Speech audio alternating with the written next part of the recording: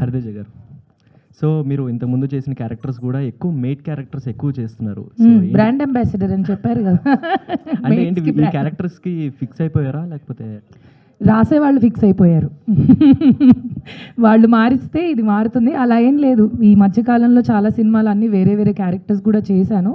But ఒక్కసారి అది స్ట్రాంగ్గా పడిన తర్వాత దాన్ని తీయాలంటే జీవితం సరిపోదు ఆర్టిస్ట్కి. అదొక బాధ ఆర్టిస్ట్కి. సో ఎన్ని చేసినా ఇట్స్ అ బిగ్ కర్స్ అనమాట. We can do multiple things, but జనాలు అదే ఫిక్స్ అవుతారు, రాసేవాళ్ళు అదే ఫిక్స్ అవుతారు, అక్కడ స్పేస్ ఉండదు. సో ఐ థింక్ ఈ year or next year it will be gone. నా సైడ్ నుంచి ఓన్లీ మెయిడ్స్ అనేది పూర్తిగా వెళ్ళిపోతుంది కమింగ్ అప్ ప్రాజెక్ట్స్లో. I'm sure about it.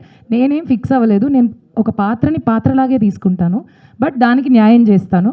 But I don't mind even if it is a maid or anything. I don't mind until and unless హ్యాపీగా ఉంది, జనాలు enjoy చేస్తున్నారు అంటే ఇట్స్ ఓకే.